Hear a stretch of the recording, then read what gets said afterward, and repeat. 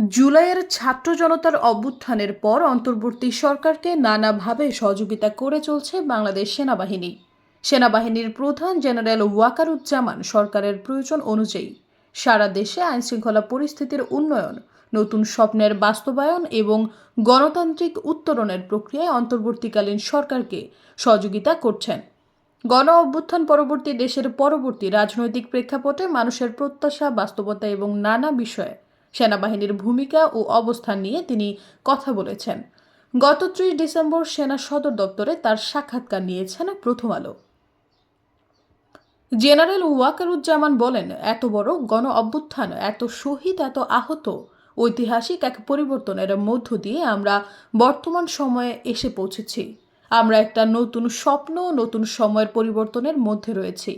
২০২৪ সালে আমাদের জন্য একটা সুযোগ ও নতুন সম্ভাবনা তৈরি হয়েছে। ২০২৪ সালের জুলাই আগস্ট মাসে ঘটে যাওয়া গণ অভ্যুত্থানে ছাত্র জনতা ও রাজনৈতিক দলসমূহের অংশগ্রহণ বাঙালি জাতির ইতিহাসে এক অবিস্মরণীয় ঘটনা।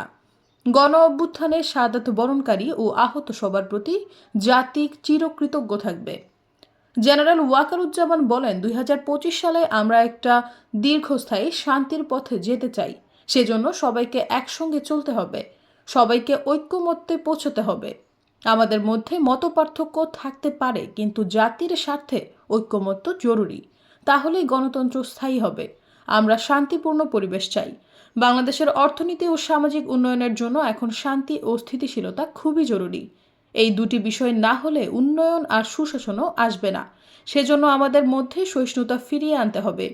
সেজন্য একটা জাতীয় সমঝোতার পরিবেশ তৈরি করতে হবে। সৈয়দা ফারিয়া, সমযোগ।